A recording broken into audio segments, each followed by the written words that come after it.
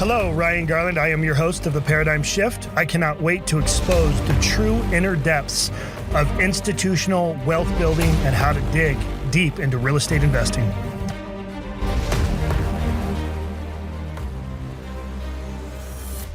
Well, hello, everybody. Ryan Garland here, founder and chairman of Paradyme. I want to thank you all for joining us today. This is our biggest webinar yet. We did a lot of marketing for this. And I'm excited to introduce you guys to Steven Biegel. He was on one of our webinars in the past.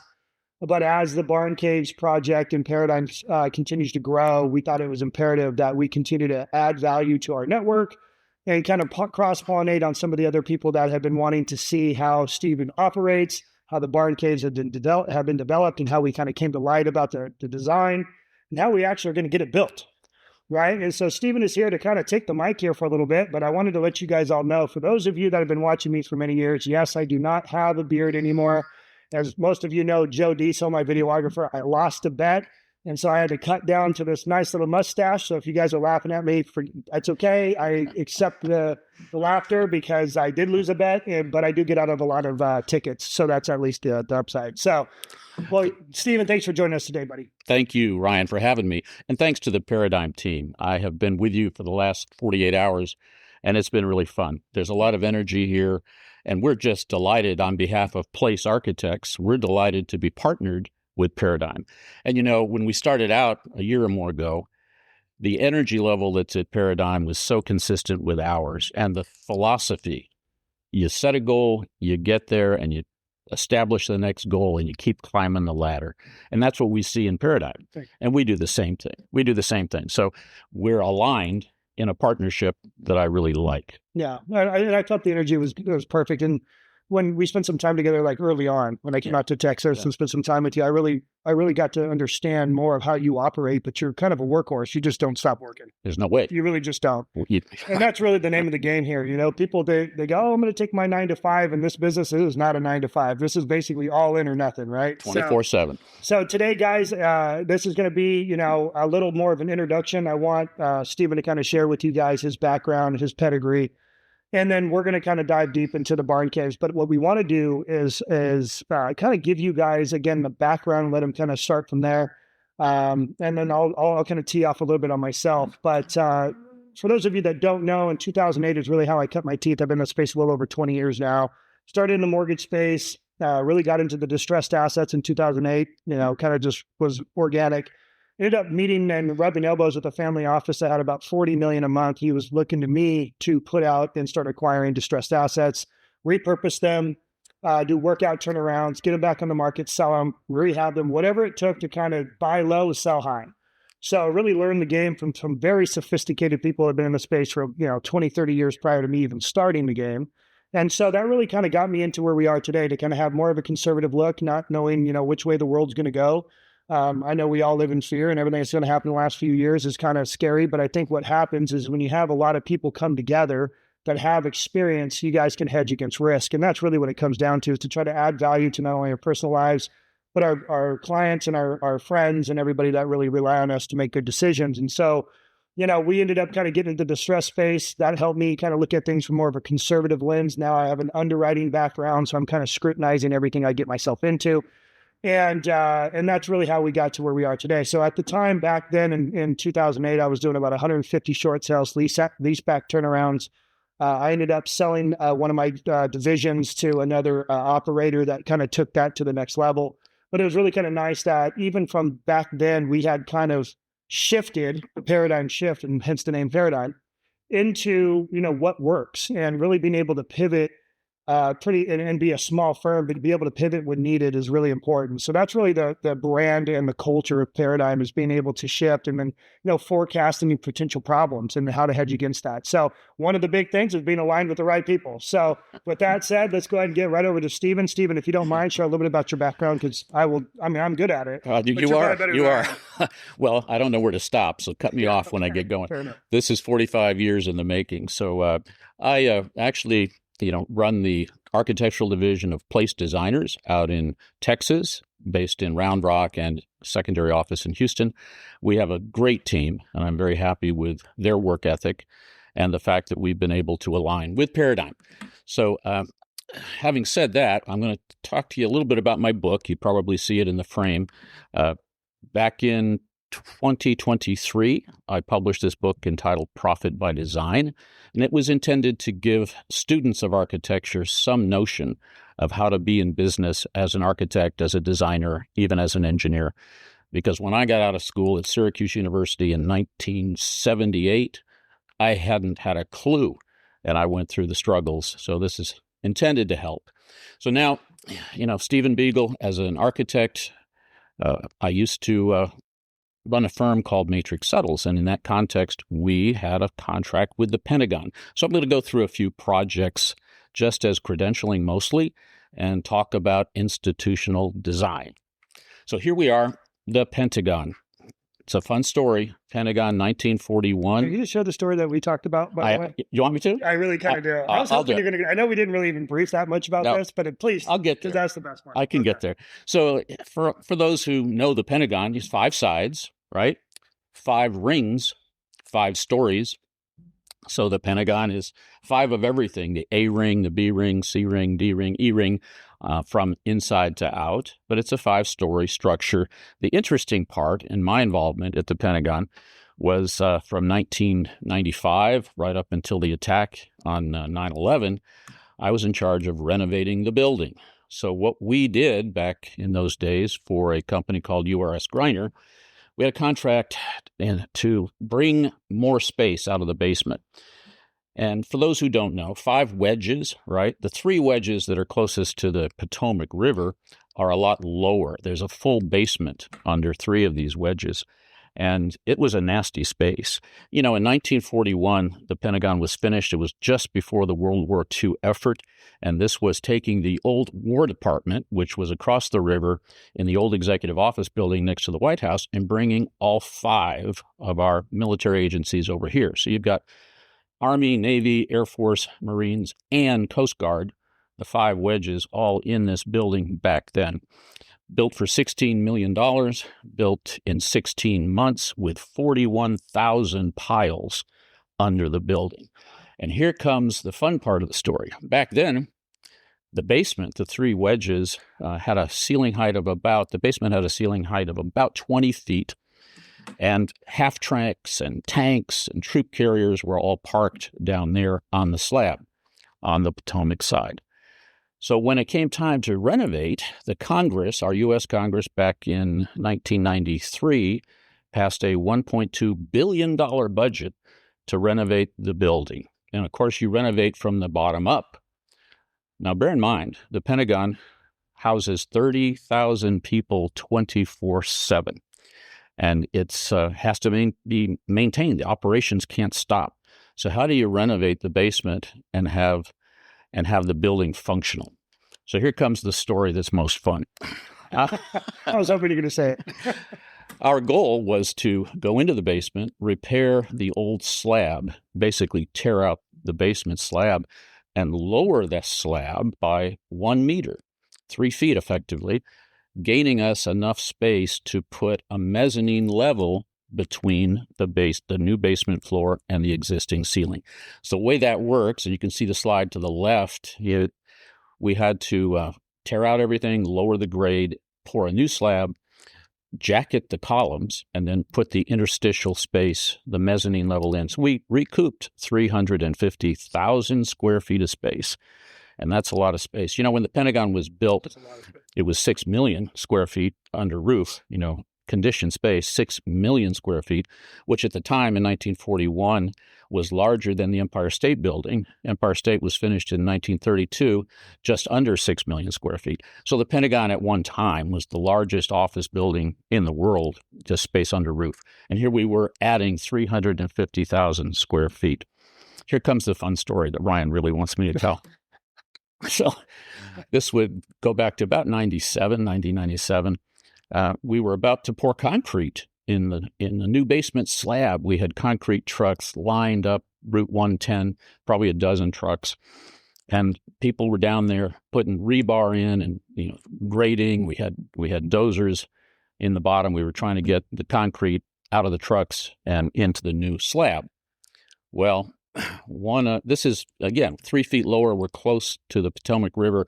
It's quicksand down there. It is nothing but silt loam, and it was saturated. Turned out one of our D8s that was moving dirt and trying to get out of the way got stuck in the mud in the area we were supposed to pour. So the fun part of this, I remember his name, Captain Mullins. There was a captain who was part of the Corps of Engineer team. He was in command that day. And so we could not get this D8 out of the mud. It kept sinking. So he made a command decision. Take that D10 over there and run over the top of the D8 and smash it down into the mud. And after 3 or 4 passes, that's what happened. They laid the rebar over it, poured the concrete. Nobody knows that there's a D8 down there. So we did that, and months later, we get a call. 6 months later, in fact, and they said, Steven, we got a problem. All the new toilets in the basement are backing up. We've got a problem, sewage running across the floor. So we cameraed the line. Turned out that D8 had been smashed on top of a 96-inch steel sewer line. And there you have it. So we had to go in, cut the new floor out in the dead of night, and send people down with acetylene torches to cut out these yellow pieces of Caterpillar, bring them up, repair the pipe. Nobody knows. And this is sewer line. This is a 96... So think that through, guys. The sewer line of the entire Pentagon. 33,000 people, 24/7. So a D9, would you say it was a D8? D8 56,000 pounds? 56,000 pounds. Wow. And the D10 is a larger vehicle for sure. But that was one of those stories that never gets told until now. Until now. Yeah, gotcha. So, all right. So, obviously, how long did it take for you to renovate that? Well, we were right up until 9/11. We were in renovation. We had spent out of the $1.2 billion, we'd already spent $750 million, and we weren't out of the basement yet. So I'm on the one hand, I didn't want to go back to Congress and explain why, but then 9/11 happened, and they threw the kitchen sink at after that. Yeah, they really did. They wanted to recover that, right? Mm-hmm. All right, perfect. You want to talk a little bit about the Federal Reserve? It's ironic, and we were just watching that on TV earlier about the remodel going on with the Federal Reserve. Yeah, Mr. Powell has money invested here renovating the building, but the story I have is very brief. Back in about 2004, we had the contract to put security into the Federal Reserve, and part of that task order as architects and engineers is to, figure out the threats and where they're coming from. So we actually had to hire snipers at night to lay down on the mall, on the United States Mall, and see if they could get a line of sight into Greenspan's office. Greenspan was chairman at the time. So those kinds of studies helped us reinforce the windows. Some of the windows were awning windows that opened and closed like this, so we had to make sure that those lasers couldn't come between the panes of glass, and we bulletproofed the glass. So it's fun for me to watch now. We renovated this thing in 2004, and here we are doing it again. How much was it, though? It was about $11 million just to harden the front. What's the I think it's 2.2 here. That's a whole nother level. I want to be the contractor. 2.2 billion. Yeah, I want to be the contractor. All right, so let's go on to WhiteCap, which is really interesting because Steven had brought something up to us that, as for those of you that don't know, we actually received a term sheet for JP Morgan for $87 million, which I'm going to bring up to you in a little bit. What that means is that we have a kind of a different problem. Now we have money to spend. Right. Now we got to find the right land and the right developers and all the right stuff that fit the caliber and metrics that we need to follow for barn caves. But this is really kind of neat because I had no idea this existed or was even in your pipeline. So please share a little bit about WhiteCap. Yeah, WhiteCap NPI. This is located on North Padre Island, basically at the foot of the JFK Bridge as you cross in to North Padre. So it's in Corpus Christi on the south side. What happened here is that there was a bank involved. IBC Bank had taken the property back in a foreclosure action, and we tore down the Slitterbahn, which was a water park. We tore down a hotel known as Waves Resort, and then we took a golf course back. So we ended up with about 300 acres.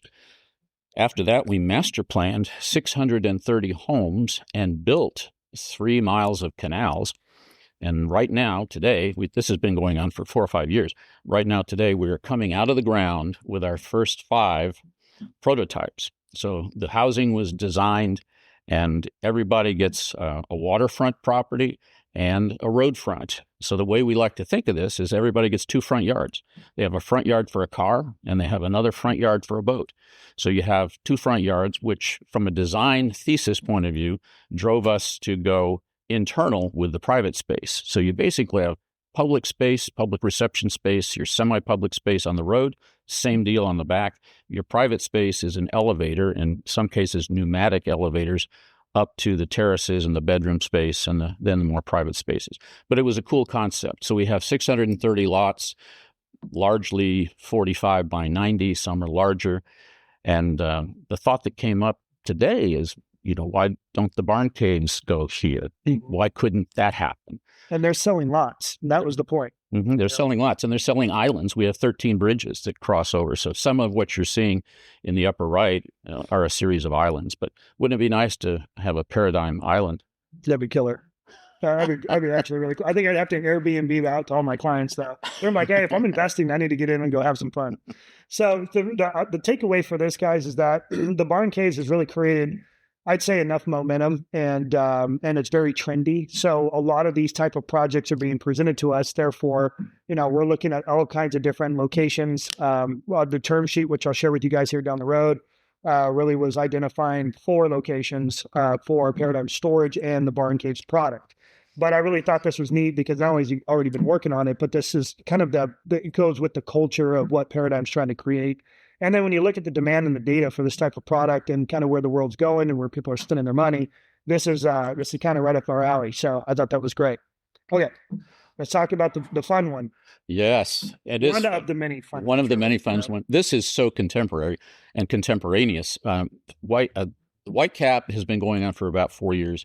Tiara on the Beach is in Galveston, and also about 4 years in the making. It took us 3 years to get zoning approval to put this mid-rise 10-story condo building, 63 units, on top of a 2-story parking deck to get out of the storm surge. So we had many technical requirements here. It took us a long time to solve the drainage and the storm water and a number of problems. But we did it, and it's under construction now. So it's in Galveston, 63 condos. We've sold about 20 from the last I heard. And you see on the right some of the renderings and the views that we're offering. It's right on the beach, in fact, 75 feet off the water.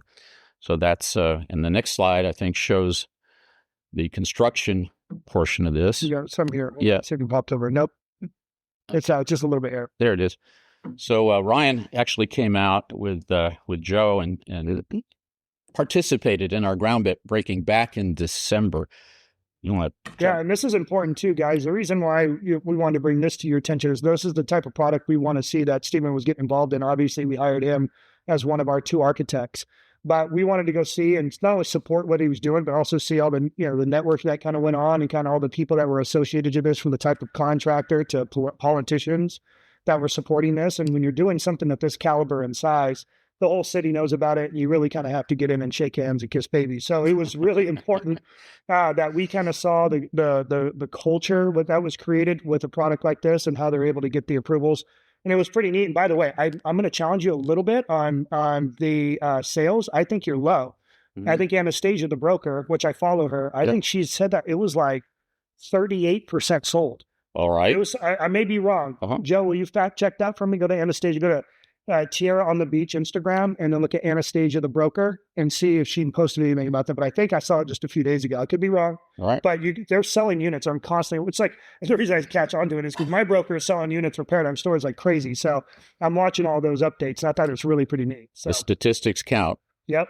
So the takeaway on this was just kind of getting to understand a little bit about the background of Steve and kind of how, he gets involved in these killer deals. And as you can tell, the Barn Caves, in my opinion, was kind of, I would say, kind of small apples for you. But it's important because when you're looking at it from a perspective of where we want to take the Barn Caves, We are trying to go national. We want to be in multiple locations. You want to bring on a good architect that, believe it or not, can actually save you money on the design and how you construct these buildings. And so really you want to have the right team. And you really, even though it may cost me a lot, this guy's really expensive, just so you know. So if anybody wants in, just know you're writing a check. However, the amount of money he saved on the design has been huge. So in theory, or actually not in theory, but in facts, if you were to look at, D.R. Horton, Pulte Homes, they're basically just stamping these things out, right? They just change the exterior up a little bit, maybe some interior walls, make some different layouts, and then they just go and print these things out. That's really kind of been our model, because the beginning of the barn caves was really set up in a way where we didn't know which way the market was going to go, because we started this before the elections, right? 2-3 years ago. Really kind of the idea was 3 years ago. So when we went into modeling this, it was about, hey, if things got worse, if inflation got worse, and things just overall from the economy side got worse, we wanted to be able to still print these up because people need them. And then we were looking at public-private partnerships, going after maybe some government contracts. And ultimately, it's just morphed into what it is today. So we really went into this in a way to try to take this into multiple locations and spots across the country. So we wanted to do it right. And obviously, you got to do it right by hiring the right people. So with that said, this is really neat, because this is kind of the whole point. Let's get into the design features of the barn caves. This is what I think everyone is here for, just because they want to hear, how the hell is the barn caves getting so much traction and so much interest? And of course, I got to give a big shout out to my marketing team. It's really it's my vision, but then they actually make it happen better than what I ever expected. So shout out to my sales team and marketing team. Let me jump in here and give credit where credit's due. I really like doing this. The whole thesis here, I think the concept was originated by Ryan and by Rob Sampson over at Selberg and Associates. That's his firm. So Rob, you're getting credit where credit's due here if you're on. I think Rob is on. Okay. So, and by the way, no project is too small. Let me make one comment about relative size of projects. Yes, we like the big ones, but the little ones have character and sensitivity and texture, and we love doing it. And from my perspective, I don't like designing something that gets rolled up and sits up on a shelf. Architects get their jollies when it gets built and you can point to it and get in a car and go visit your children. I consider every building I've ever designed to be a child. They're static, but every time I get off an airplane, I go check on my children to see if they're still there. And here we are, 2,000, maybe more projects later. Every project counts and gets treated, the same way. We want them built. So when we went into the design of this, of course, and thank you for saying that, because Rob did help me a lot of the original design. I went to him and was saying, hey, okay, because just for you guys, so we are sitting in a Paradyme storage man cave right now. We have 3-ton air conditioning. We have a huge golf simulator over here. We've kind of man caved this out. And what we've caught on to, especially with the culture here, is how people really desire going to another place and having something that's like living space without paying for the living space. And then you could store all your toys, and, people are buying these in 1031 exchange and rent them out for cash flow. I mean, the product itself is very institutionalized, which I'll share with you guys down the road. However, what's happened is, knowing that the world's changing so fast, and just to kind of make a connection real quick, if you guys kind of go back to, like, let's just say 2020, the pandemic, I think this is when it kind of really started for me.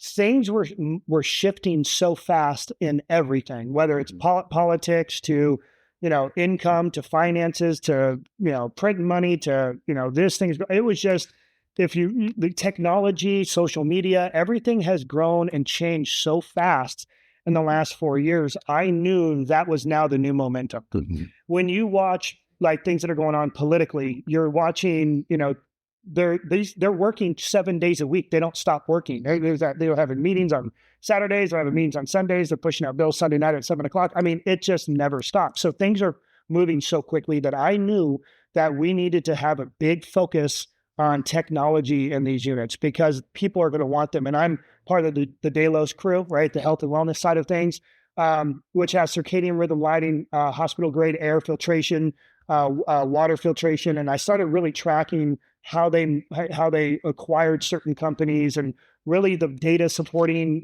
people's, like, for example, we're in synthetic lighting, right? We all know that this light blinks really quick. That actually they have studies now that has a direct effect on that synthetic light on, your digestion system and, let's say your melatonin and all these different things. So what they try to do is bring in the more synthetic, or not synthetic, but the circadian rhythm lighting, where it's actually the lighting of the sun, and it eliminates a lot of this bad stuff. Mm-hmm. And so I know that's a little nerdy, but I knew that that's where the world needed to go from. So all the way down to fire suppression with everything that's gone on with the fires, going to steel building methods instead of stick built methods. Kind of where the world's going is what we try to do, is take all of these things and every aspect of the development of barn caves and came up with what we came up with today. Mm-hmm. So with that said, I'm going to turn it over to you, because I know you're all to talk about this stuff, because I put it all on your plate. So this has evolved ever since it originated with Rob and Ryan. This has evolved into two prototypes, two different sizes. There's a large one that is 40 by 90. And when you stack that on 3 floors, it's just over 10,000 square feet. Real quick, I don't mean to interrupt. For those of you that are either current clients or looking to invest into barn caves, this is a much larger product. I think I've shared with most of you, I'm actually planning on doing multiple floor plans where people can actually buy these and pop them down on a lot anywhere around the country. So keep going, please. And that's important, and we'll get to that in a second. There's also the smaller one that is being built in Lake Havasu City. That's the 28 feet wide by 72 feet. Now, to Ryan's point, what we have done as a framing system, and we're trying to systematize this so they can basically be shipped on a trailer and erected in a single day. This is the IKEA version of a man cave or a barn cave idea, and we've solved a lot of problems in our discussions over the past many months. The idea principally is to span out to out, exterior wall to exterior wall, with all of your horizontal floor plates to free up the space on all 3 floors. Obviously, it has to be freed up on the lower level where the vehicles and toys are parked, but even above, if the structure does what it's supposed to do, that gives you maximum flexibility to change interior walls and interior layouts, because the primary structure is spanning out to out in a 28-foot direction. Now, to that end, systemization is the goal here, because we're doing, 80-some here in Havasu? 93. 93. So right away, we need 93 of these. So what do? The structural system is out to out, but it's also modular. Every 12 feet, there's a column. The columns are 3 stories tall, 8-inch square sections, and the floors are hinged. The floor beams are hinged, so everything ships on a trailer. The horizontal beam clicks up, and the one on the opposite side clicks up, and they bear into a saddle plate, and it's easier, therefore, to erect. It's all about speed and convenience. But if the package can ship on the back of a trailer anywhere in the country, these things can go up quickly. So, and to bolt onto that, safety. Yes. Yeah. Oh yeah. Safety and construction defect issues and all that fun stuff that goes along with it. And they're mostly steel framed. The wood doesn't need to be there. The only technical issue we've had really has been a code related issue, because you're not supposed to sleep where you're keeping cars that have gasoline in them. I do it all the time. Don't tell anybody. So there's some fire issues. We have to have a 1-hour fire separation between the lower level and the upper level, and we think we've satisfied that. We have a system that allows for the 1 hour fire resistance, and we have some interesting other features that we can go to talk about some new technology that we've entered into. So if you can see the slide on the left, every 12 feet there's a column. The panelized flooring, so that gives you 12-foot flooring sections that can be aluminum, they can be polycarbonate, they can drop into place to make the ease of construction and the speed of construction, faster and easier. No, sorry. And just keep in mind, guys, the reason I like the 3-story product, we were trying to get more of a high density. This is here for Lake Havasu. We were trying to get more of a higher density kind of product where we could bring down the cost of homes here. But it kind of turned into this. When you look at some of these barn dominiums, I'm sure you guys know exactly what I'm talking about if you follow stuff on social media or Google it. They have the technology and how to build these things are so impressive that it's some of the most beautiful homes in the world, I think, are built out of steel buildings. I mean, it's unbelievable. So, and it's trendy. You got, NFL players buying stuff and building stuff. I mean, it's wild. But what we wanted to do, because we're currently finishing another 3-story product, right? So we have the San Antonio project, and then we had a 3-story product, which is a townhome, 3 stories, just like this. They had shared walls and it had a pitched roof. And that thing sold like crazy. We started before the pandemic and ended in the middle of the pandemic, so the market was hot. We did real well. So what a blessing there. But we're familiar with 3-story products. And we also familiar on how to make people feel comfortable, no matter what age you are, to be able to migrate around your home and not make it feel like it's a 6,000 square foot 1-story. You can kind of get around all of your space. And I'll kind of add one more thing, and I'll give you back the mic. I moved, just a little quick story. So I moved my headquarters out of Southern California to Nashville. I officially moved in early 2021. We started migrating in 2020. And when we made that move, I realized just kind of how the barn dominium movement just became so big on the East Coast. And for those of you that know this, I also manage a $100 million debt fund. So again, my background on the lending side, I manage a debt fund for hard money loans, ground up construction, what have you. And so I really picked up a lot of originations for people that are build barn dominiums. And at the time, I didn't really know what it was, but I'm like, I don't know if I can finance these things. But what you wanted to do is confirm through insurance, if you can get a regular homeowner's insurance, a standard policy with the right things, right? And if you can, they're going to insure that house. So then I can lend on it, right? And then you can look at it from a conventional side, what have you. So it was seamless. But concurrently, when I moved my headquarters to Nashville, obviously this was before the office space really got hit hard from like a balance sheet with banks. And so the idea was to kind of go out there and kind of get a feel of where I want to open an office. I rented a little apartment downtown. I was on Broadway at Whole Foods at the bottom of my unit. It's actually 1200 Broadway if anybody wants to look it up. Great apartments. And what I did was they have a parking structure. It's 5 stories. And I went to the very first story for the parking structure and got a parking spot as close as I could to the elevator. And when I would go up the elevator, I'd take maybe 5-6 steps off the elevator, and I'm right into my unit. And I'm dropping all my bags and everything I have right there on the island for the kitchen. And it made me feel like I wasn't inside a big high rise. It made me feel like I was literally at my little home, And I wanted to create that feeling here where, you're buying a 3-story property. It's fun, it's great, but living in something like that is also something you have to consider. Like, would you actually enjoy it? So we try to build certain things and certain features of the property to make you feel more comfortable as if it's a regular standard big home, but without having to have a big home, cheaper to clean, easier to maintain and run and what have you. But anyway, so that's just going to give you we'll talk about the elevator here in a second, but that was one thing we wanted to do, was implement some of those experiences to bring it that kind of more comfortable feeling to the space. So there's a history to these kinds of efforts, to systematize housing. There are lots of different ways to do it. And I reach back in my memory in the late 60s to Operation Breakthrough, when then President Johnson, authorized a lot of money to be invested in how do you build housing more cheaply. One of those theses was you turn the studs flat, so you flat stud the walls. And then you recall Sears and Roebuck took it on, and for $5,000 you could order a house from Sears and Roebuck, but it was a panelized house, as cheaply built as you could possibly build anything. These storage units are better built than those. Well, U.S. Plywood and, all of those organizations back then got involved. I mean, they wanted to build more housing as cheaply as possible. But then it evolves. That evolved into the trailers, the basic. I hate to call them trailers. That's a bad word. But that's how they get there. Manufactured housing. So then what happened in the 70s is the National Manufactured Housing Association showed up, and now you could haul your house, have it pre-assembled in a factory and haul your house. So this concept of a systematized metal structure that is flexible and easy to build is the next generation of that concept. And this one happens to include all of your toys and all of your, pleasure items in one structure.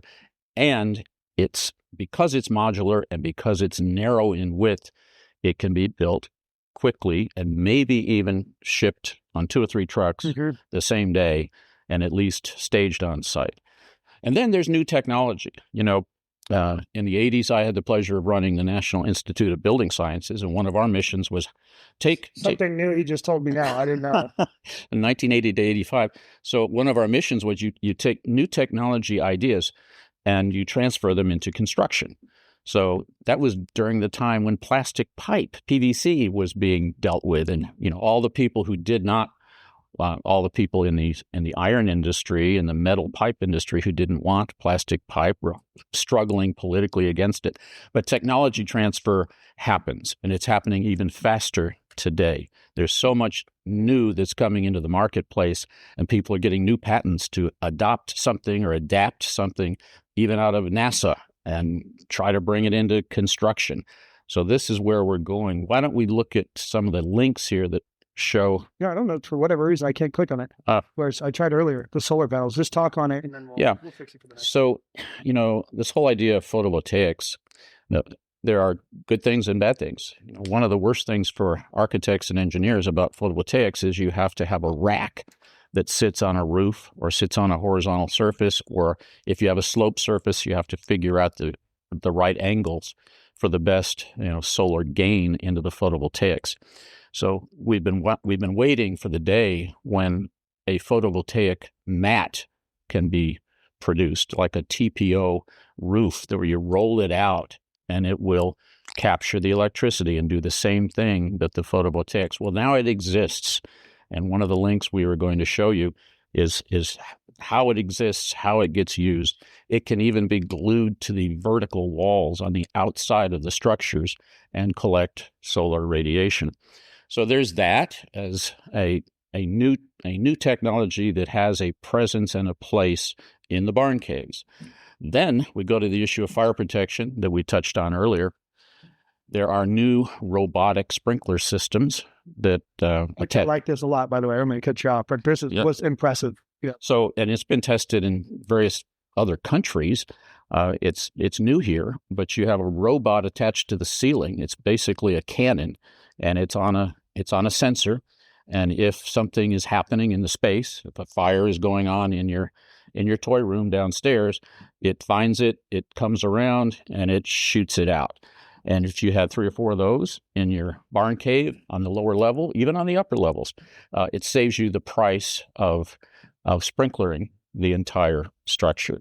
So the idea is to save money, but the idea is to take a technology that is a robotic technology and put it in the building. So it's kind of cool. And even a deeper dive, that's kind of a construction, let's just say an insurance play, because let's say, for example, you have usually one fire sprinkler were to pop, Yep. All of them count. Mm-hmm. So therefore, it's damaging the entire property. That's right. Entire home. If a fire starts in the corner of a property or in a home, and you have this cannon shooting down on it, there's a couple things happen. Correct me if I'm wrong. The water pressure stays focused on one spot, so you're going to get more flow that's going to be directed directly at that fire. And then obviously you have alarms, and it notifies everybody in the house, and the fire department, what have you, and that can keep that maybe either put the fire out, suppress it, give you more time to get out. The list goes on. But it also, if you can get the fire out, whatever needs to be fixed, just the damage of that location. Mm-hmm. Your insurance premium, not your premium, but your, what do you call it when you have to make a claim, is much less. Mm-hmm. And so insurance companies are going, okay, we like this technology because that's going to save us money at the end of the day.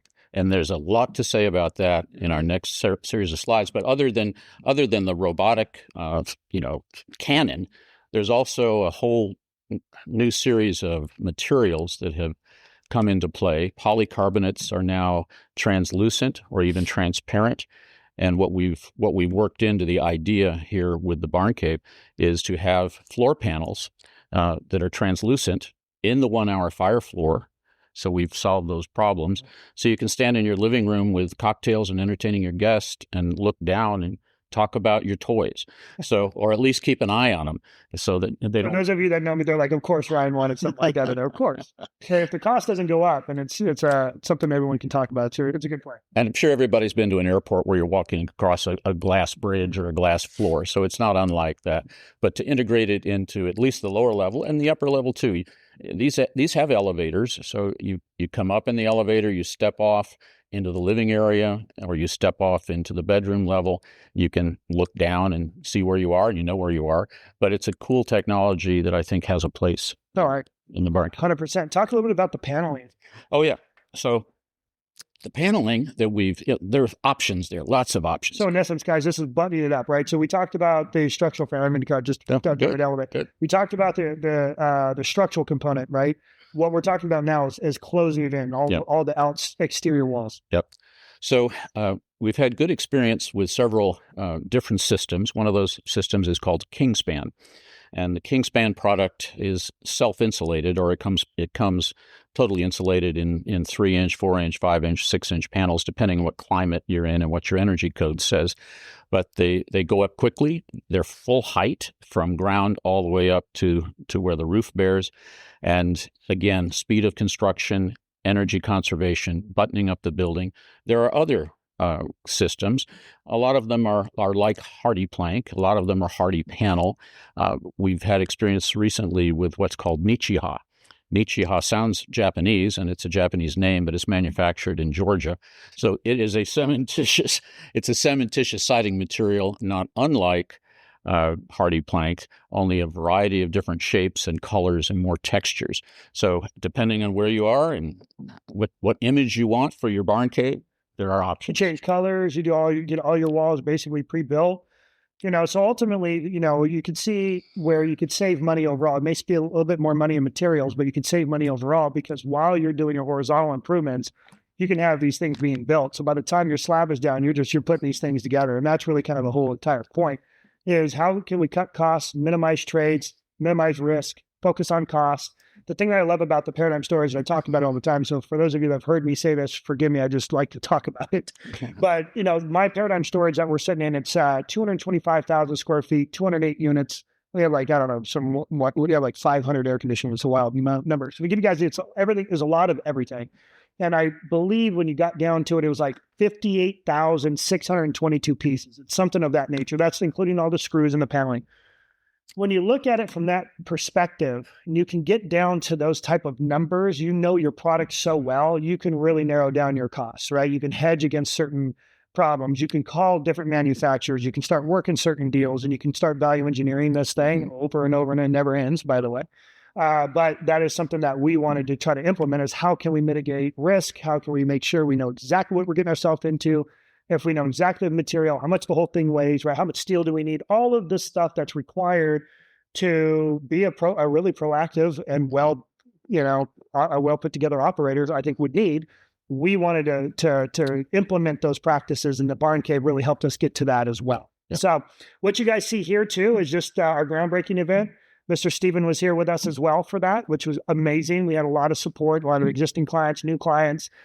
This 18 acres where the Barn Cave is now is right next to this project that we're sitting in Paradyme Storage. So we own, like 30-something acres over here now, 34 acres, I believe. So we own a bunch of acreage over here. And then right across the way, which I don't think I have it on there. No, I don't. But right across the way is the airport, which they're talking about expanding now. In fact, we have been approached and had talked to them about possibly building their airplane hangars because they love the man cave stuff, and that goes real far, and we can help them there. And then on the other side, you have 730,000 square feet of retail, which includes a Walmart, Dillard's, some restaurants. There's a new Buffalo Wild Wings going in, movie theaters. It's kind of a new up and coming thing. They've had some headwinds when it came to 2008 when the project was finished, and then also. With the pandemic, it was really hard, especially with this being so heavy in retirement. It's taken a little bit of time to pick back up, but it has, and we're seeing a lot of growth. So that's always amazing. So do you want to add anything before I dive in? No, dive in. Okay. So here goes. So I got the mic now for a little bit. Okay, guys, what you see on this slide, I know some of you are not able to look at your screen, or if you're on a phone, sometimes it's really small. I'll kind of walk you through this. What you see on the left-hand side, we circled this up with our current investors and clients that we have close to about 400 clients now into our platform. More retail investors, accredited and non-accredited. We do have managed two public mini IPO funds called Reg A's, which means we can take in non-accredited capital. With that said, the reason for that is because we wanted to be able to build something of value and get people some good returns, but knowing that if we can get to a certain level, raising equity capital, we can go to JP Morgan, go to a lot of more institutional banks, show them what it is we're doing, get into the weeds and how we created it. Obviously, having Steven and Selberg tied to this, their background, their track record really makes allows these larger family offices and institutions make decisions. And then when you get into the weeds on how we're building it, how we plan on taking this to different, locations throughout the country, and then we have a track record in building steel buildings, all of that goes a long way. So they were able to offer us an $87 million line. Mike, my CEO, is on here and he's smiling and laughing at the same time because he's trying to get that number like 300 million. And I'm telling Mike, hey, hold on, like slow down. I got to go buy some properties first before we get to 300 million. But that tells you there's a lot of potential. On the bottom here, which is going to be really hard if you're on the phone to see, they have a mandate for us to develop 3 more Paradyme storage projects, just like we're in now, and then 1 more barn cave. So 2 sites, Lake of the Ozarks, and then 1 in Nashville. I'm strategically and looking at a place that's out towards Old Hickory. If any of you guys know Nashville, I'm going to be in Old Hickory. There's a lot of growth going on. You could take the lake down to Broadway. It's a pretty amazing lake. And then another one in Knoxville, I'm looking at Lake Norris. And I travel all around and I've been to these lakes and really just fell in love with it. There's some additional data here. For those of you that do know or may not know, there is a retail component to the barn caves. We have our phase 1, which is actually a 32,000 square foot gym. Real modernized. What you see behind us is all the latest and greatest technology, even in health and wellness. And what we wanted to do is fill a gap, wearing a kind of a different hat of the deficiencies of gyms and the culture and what they've created here currently in the city. We felt is just not up to par, especially for the people who travel here and are looking to start focusing on health and wellness. And I don't know about you. We were just talking about this earlier. I'm spending more money on my health, and kind of with everything that happened just in the pandemic, I think a lot of physicians are telling their patients, go back to eating clean and working out, not taking so many pills, right? So I see there's an uptick there. The data supports it. It's all showing here as far as the data. Anytime you had, when you have financial hardship, you have more divorces. We track that, unfortunately, but fortunately. A lot of times you'll see alcohol sales go up. You also see gym memberships go up. So as the economy usually gets worse, gym memberships increase and alcohol sales increase. So you'll see some of those practices kind of hedging against risk based on how we're structuring this. But that's one of the things that, I want you guys to kind of know. We've implemented a health and wellness component to this. And here it is. There's 2 things here on the left-hand side here, guys. This is a newsletter, a newspaper here. It's called the News Herald. And there's 2 articles, and this is really important. One that talks about our project, the 18 acres in barn caves, which is great. We got it in the paper. We've been in the paper a couple of times, and so we feel honored. The other one is that and it's going to be hard to see here, and I wish I can maybe I can zoom in. On the acreage at 623 acres that just sold, which is literally 2 left-handed rock throws away from me, 630 acres just sold to another large residential developer out here, and then he split that off and sold it to a guy who is developing North Point Viewpoint. And I don't recall exactly how many lots are there, but it's pretty much 90% complete, built and sold. And I think there's 300, 400 homes over there. And right to the west of him, go to the north of him, he bought another 300 acres of that 623. So you have 2 of the largest home builders now that just bought 630 acres right behind the mall, right behind Walmart and all that retail. And we're guessing there's going to be close to about 3,000 units, a blend between residential single family and apartments, along with maybe some other schools and so forth that may get pushed over here. So I'll give you guys an idea of the growth corridor of this area. So us being, kind of on the forefront of developing in the space, you have to come and they're going to improve some streets, but you have to actually go down this street right in front of Paradyme Storage and the barn caves to get to the site. So it just shows that we were kind of, we forecasted where the market was going. We played our cards right, and we struck a really good deal moving forward. Right here, what you'll see on the right-hand side, I'll kind of get for you, Art here, can't look your screen. I'll walk you through it. On the right-hand side, we have slides that are showing, basically it's a 2-story building, but when you come off the street, the building is built into the hill, if you will. So we retain and we go down basically 1 floor. And so it's ultimately it's actually like a 2.5 story. Right. And the very first floor you come in, and we actually have a parking structure, which we don't show here, but there's a parking structure that's associated to this. And you kind of go down and around. It's the main entrance as well into the barn cave. So you have a glorious gate and all this rock. And you get, for those of you that know me, I'll go all out. But, you can actually go in and park underneath into the parking structure, get away from the sun. And then a lot of the resident owners as well can go in and come into the parking structure and go into the gym, because the gym is ultimately the community center to the residential. And I don't want to go too far into it, how I came up with the idea, because that's a whole nother conversation. Let me talk a little bit about the gym. Coincidentally, we just got the drawings finished and got the permit sets in this morning. So we're done with the design, and it will soon be permitted. And I wanted to say a special thanks to the team at Place, Laura and Chin and Trupti and Devin, and all of those of you who were involved in the design. It looks great, and it's going to be fantastic. Well, I have to agree. I'm going to give you guys a shout out too, because I keep changing things. You do? Yeah, but I know everybody else does. I'm not nearly as bad, I think. Just tell me. Just lie to me. All right. No. So the other part is a lot of people around us that know what we're doing here, but we're actually trying to hang cars in the middle. And a lot of people don't know this, but it's a marketing thing for us, and it generates cash flow. So we can hang cars on a sled, in essence, right over the main. And when you go inside, there's this big opening in the center of the first floor. Now, mind you, it goes back down into a second floor. You have more weights and so forth down there. We're working on getting one of Conor McGregor's actual octagons and put it right down in the middle, and we have a car that goes above it, right? And then you have all your turf and all your TRX stuff, what have you. But we can put other cars up there where, like, you have the dealerships are trying to sell cars. They would pay us a marketing fee to put it on there. So everyone's like, oh, you're putting a Lambo up there. I'm like, no, I just use that for marketing. That was a great marketing. Our podcast went viral, but that was the point. Ultimately, there's ways to create income. And so I went to them and said, guys, I want to be able to hang a car from the ceiling. They're like, wait, what? I'm like, yeah, right here, I want to hang a car, and I need you to figure out how to do it. And they did it, and that was killer. So I really appreciate it. But that was one of the funny kind of conversations. He had to kind of Mike checked me a few times. Wait, what? What do you want to do? So it was pretty funny, but that was pretty neat. So, all right, moving forward here, guys. I thought this is kind of neat. Really, it's kind of the future of Paradyme, right? We talked a little bit about, the $87 million line of credit, kind of the future, projects. I'm going to go ahead and turn it over to Steven, because he actually came to me with a really good idea. And really, what was nice is that when we went into, let me give a quick background. When we went into expanding Paradyme back in 2017, and then we launched the expansion in 2018 to have this platform where you can go online and you can invest in multiple projects. The goal is to bring on other developers very similar to, let's say, CrowdStreet, which is what I would say competitors, but not competitors. But they have a marketplace that investors can log in, create your own login, and they can invest their IRAs or what have you into all these different real estate developments.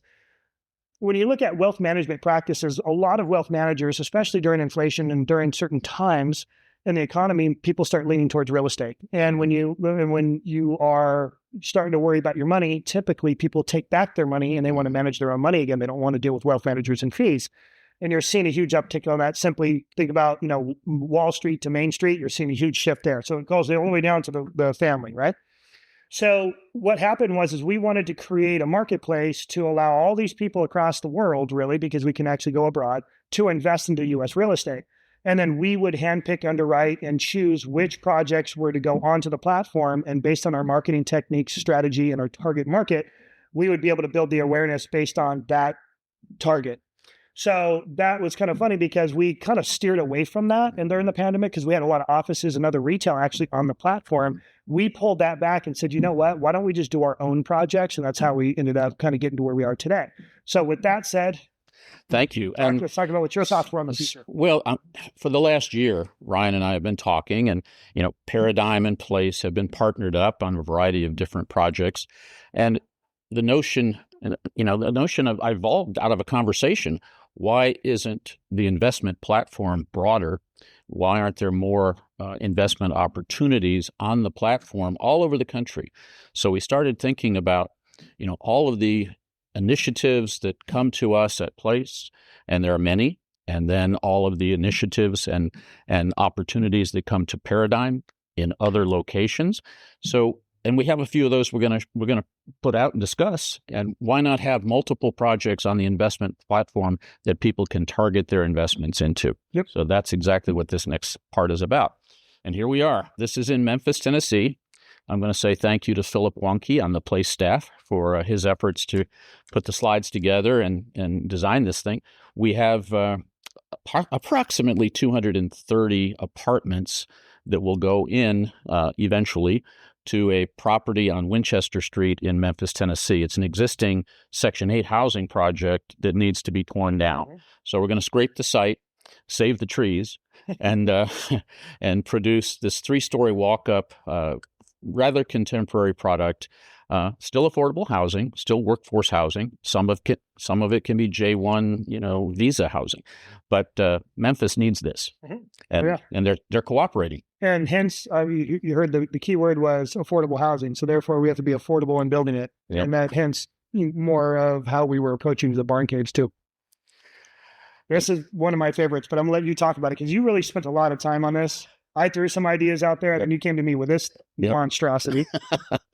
Well, right here in Havasu, you better describe how you got a hold of the land, because I can't go there. I can't say it just yet. It'll leak out, though, I promise. So this is a property in Havasu near the mall. Okay, so there are 2 parcels. I think it adds up to 13 acres, 8 and 5. 8 and 5. Yep.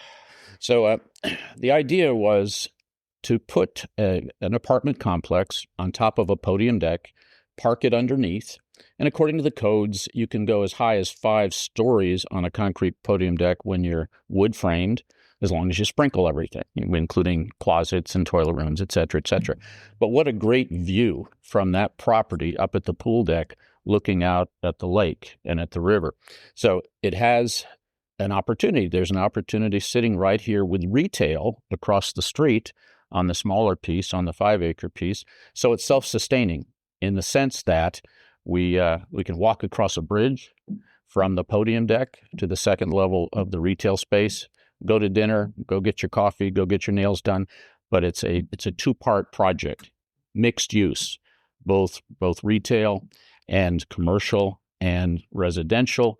But the parking on the residential side is underneath, and the parking on the retail side is out front, as in a normal 2-story retail space.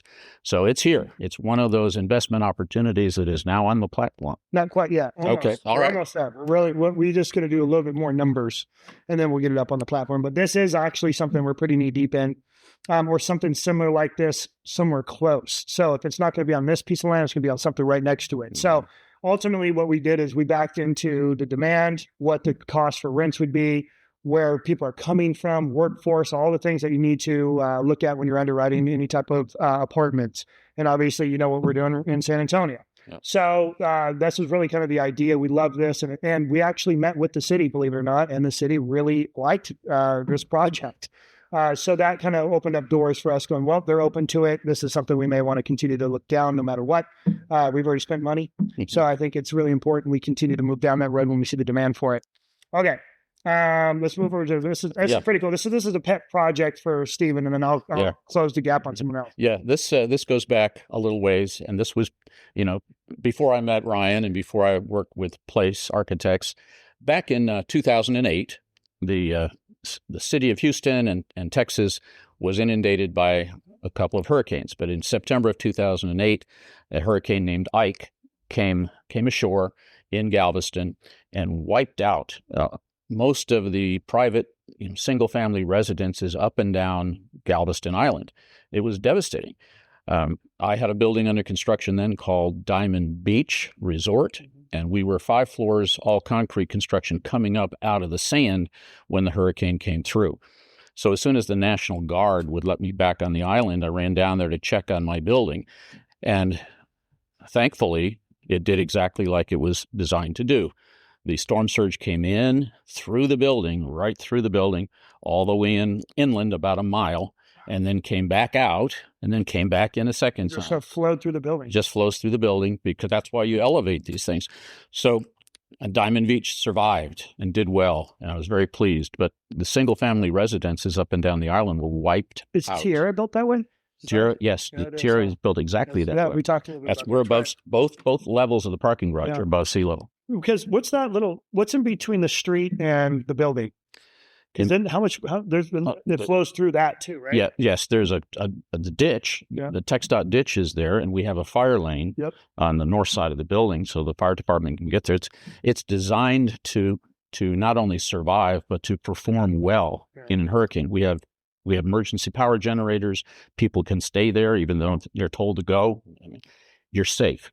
The storm surge, if it happens, comes in and out. So here, the hurricane house concept is an idea that originated in 2008. And real quick, just so you know, when we did a FaceTime, he had to show me this thing. It was like our first FaceTime. He's like, check out this house.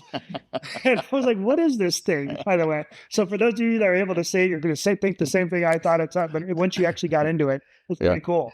So, the thing about insurance companies is even if you're able to get insurance for floods and disasters along the beach, the sadness is you get enough money to rebuild exactly what you had the first time. There's no innovation. There's no thought to make it bigger, better, more secure. You end up having to do it over and over and over again, and insurance companies are paying out over and over and over again. So this idea was born from the Hurricane Ike. It's a concrete platform on stilts, on concrete piles. And it's on a basic track, a circular track embedded in the concrete. So it's a dynamic shape for the 2-level house, still approximately 2,800 square feet. And the neat thing about this is it's designed to move with the wind on a polycarbonate rail and a series of roller coaster attachments, basically. You'll see it rotate here in a second. So when you're told to leave, you can leave. You can leave, but you basically pull the cotter pin and let your house rotate on the platform coming into the wind so that there is less damage. You still get the storm surge coming in and out underneath, but the house rotates and doesn't blow away. That's the notion here. Yep. And so I remember when you showed that to me the first time, I'm like, it's actually kind of cool. Especially in certain areas, like where was that other one that the levees broke? And New Orleans. Yeah, New Orleans. Yeah. That was rough. We had some friends out there. That was a lot harder to hear what happens. That was kind of wild. So I'm looking to have a demonstration of this. We need to build a prototype and demonstrate how it works. But, in a caustic environment like along the coast where there's lots of salt in the air and in the water, most of what is shown here is polycarbonate. The rail system would be polycarbonate. The siding can be either Nichiha or some cementitious material, but the metal frame is internal, can be an aluminum frame, but most of the component parts and the moving parts would be polycarbonate. Perfect. On to the next, guys. And by the way, we're almost done, so hang in there. Okay. So this was kind of nice. Our marketing has been so effective that our CRM has just gotten bigger, deeper and deeper. And what we're catching is that people just have this diversification mindset right now, as they should.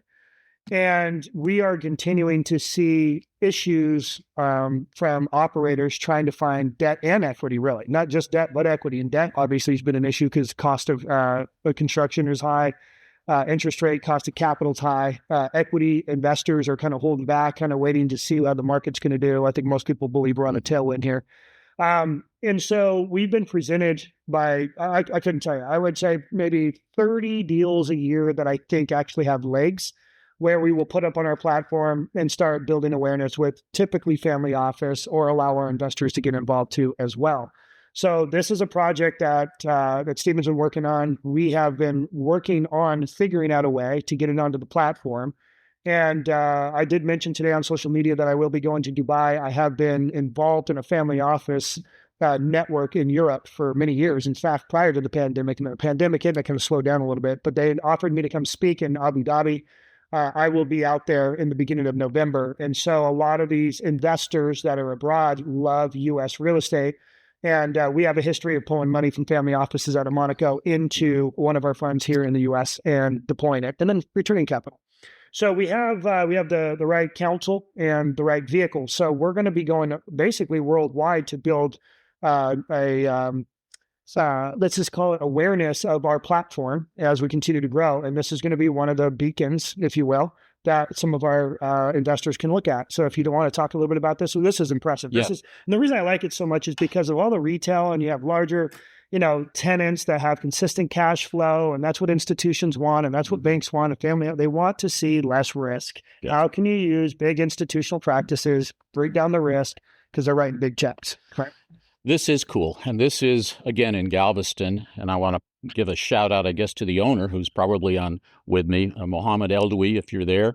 Thank you for being here. I'm going to spend a little time on this one. Yep. 15 acres and 1.4 million square feet of future space in 5 separate buildings. And by the way, this is across from Tiara. This is across from Tiara and Diamond Beach. Mm-hmm. So this is all in the same vicinity. This happens to be on the north side of Seawall Boulevard, so it's not subject to some of the storm and flood conditions as the others. So there's less risk here, and therefore less approvals that I have to go through.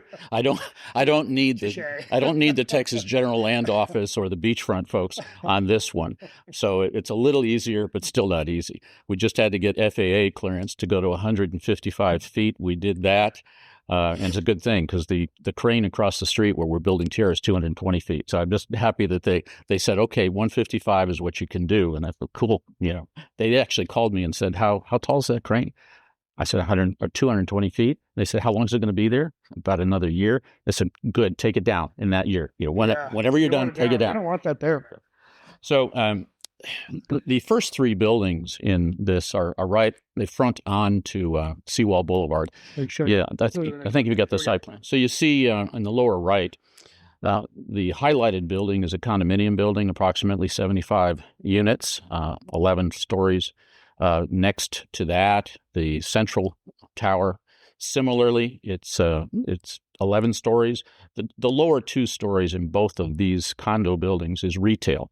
So it's a mixed-use project. You have a combination of retail and residential in these 2 structures. Parking is below. The photo on the left, it's hard to see, but that's the ground level. So all of the parking is on the podium, under the podium deck. There is some parking on what you're seeing lower right, up on the retail deck, so that retail people can get in and out and shop. The third building in the sequence here, on the left, the tower, is a hotel, and we are in negotiations right now and we actually have the essence of a term sheet from Marriott Renaissance Hotel, and they want to own and operate the hotel, and they want to operate the condo buildings. A lot of people I don't think know this, but just like, they always say, how did McDonald's make so much money? Because they own the real estate. Yep. All these other fast food restaurants are typically land leases. Same thing with a lot of hotels.